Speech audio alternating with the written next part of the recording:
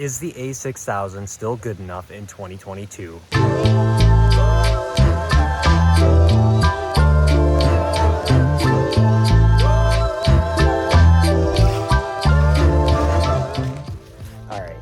Colors are beautiful right now. We're actually not out to capture the colors today though. I got a couple ideas going on in my head right now. I'm gonna try to improve this video quality, and I also would like to just go find some wildlife. I was thinking of maybe finding a pileated woodpecker, get some photos. But first,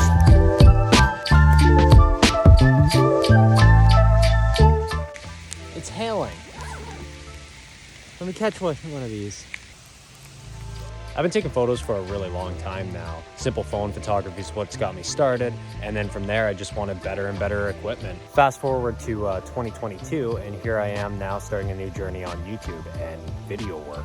I've just been filming with the iPhone 13 Pro Max. There were some big learning curves, like HDR. That's got to be some of the toughest footage to work with in Premiere Pro when you're first getting started. So I disabled that, and I finally started to get footage I was happy with. And then I started filming with the Sony a7 IV for wildlife work, and that made my iPhone footage look like garbage again in comparison. But luckily, I still have my very first camera, the a6000, and some good lenses for it. I mean, let's be real, I got this whole audio thing to figure out. If I'm gonna invest money anywheres, it's into microphones. So that brings us back to the first question. Is the a6000 still good enough in 2022 for video work or vlogging in my situation? Here we are. This is the Sony a6000.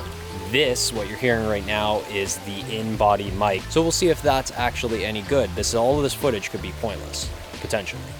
Now, the very first con I have for this camera is it doesn't have a selfie screen. Now, for me, that might not be such a bad thing because that means I actually have to look at the lens for once. Another con is going to be this thing is only 1080p, but I'm going to see what it looks like when we upscale it to 4K.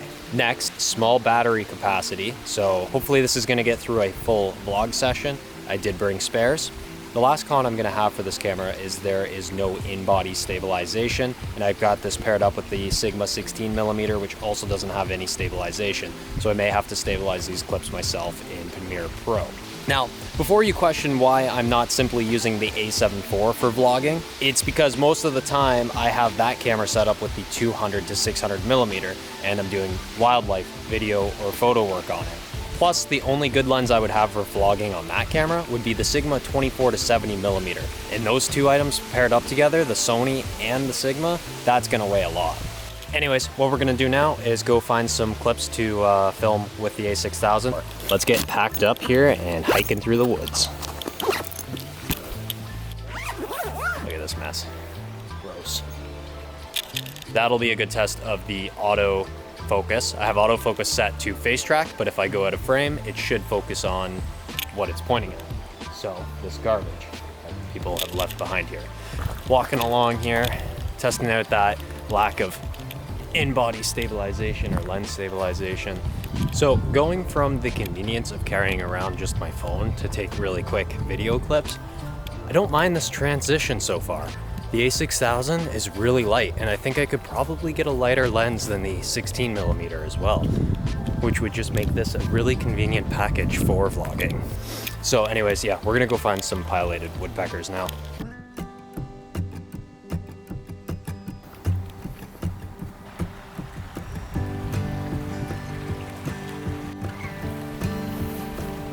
Oh God, it's really muddy.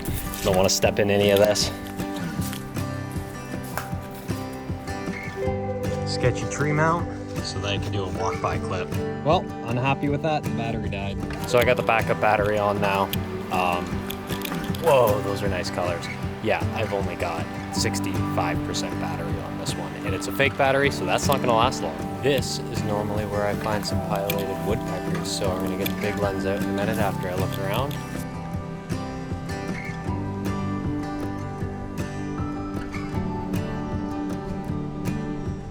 I haven't even gotten the 200 to 600 out yet, just because I can't even hear them. I'm not sure there's any pileated woodpeckers out here right now. I was kind of hoping, because in all these fall colors, could have been some beautiful shots.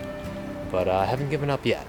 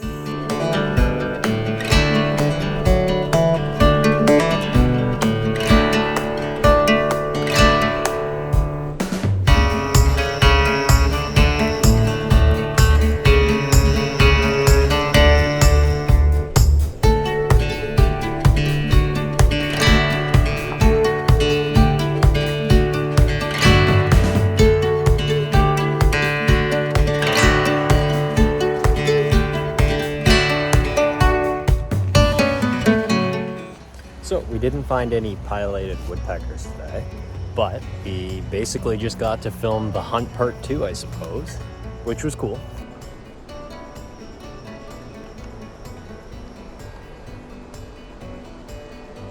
Oh, that's an adorable little bird.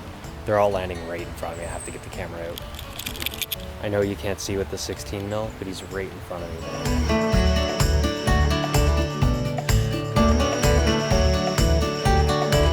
All right, so it's time to get home, review the footage, and see what's better, the A6000 or the iPhone 13 Pro Max. In all honesty, I'm definitely still going to flip between the two, because sometimes it's just easier to get a phone out, get a quick clip, record a few walking clips, things like that. But overall, I would like to improve the vlog quality with a new camera. So for the winter, the A6000, and next summer, perhaps an upgrade, we'll see. Here's the quick comparison. Here's my settings there. And then now, let's just put side by side these clips. Now the iPhone obviously can expose more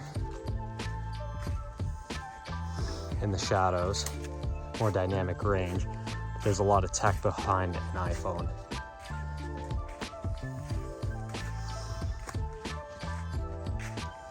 All right, so my final thoughts on the A6000 here.